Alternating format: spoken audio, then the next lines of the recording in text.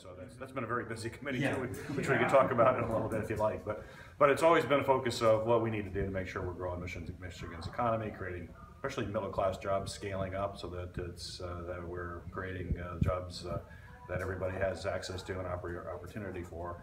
And for me, a big part of that are healthy downtowns, and that's why I've taken the tour today to walk through Muskegon was so important to me and get a kind of a sense of the vision of community leaders here, of where they see the community going.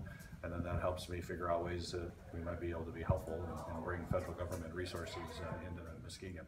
One piece of legislation I'm working on now deals with waterfront communities to create sustainable waterfront communities, which we have introduced. I'll be happy to get details to you. So what that'll do is create grants for waterfront communities to do planning to create sustainable, resistant waterfront communities. That means economic development. It means maybe knocking down areas that need to be cleaned up, to put in walkways, parks, all the things to really fully utilize a waterfront, which is obviously an incredible asset for a community.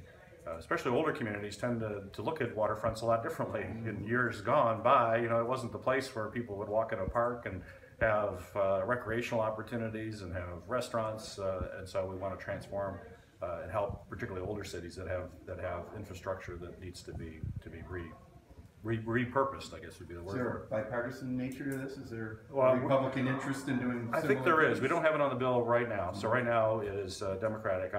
Senator Stabenow's been working with me, but it's Tammy Baldwin from Wisconsin. It's Angus King from Maine and Ron Wyden from Oregon. So I always like to say we have the East Coast, we have the West Coast, and we have the best coast, which is here in the Great Lakes, to look at how we can do this waterfront communities. But it's a grant proposal, and then or grants for communities, and then once those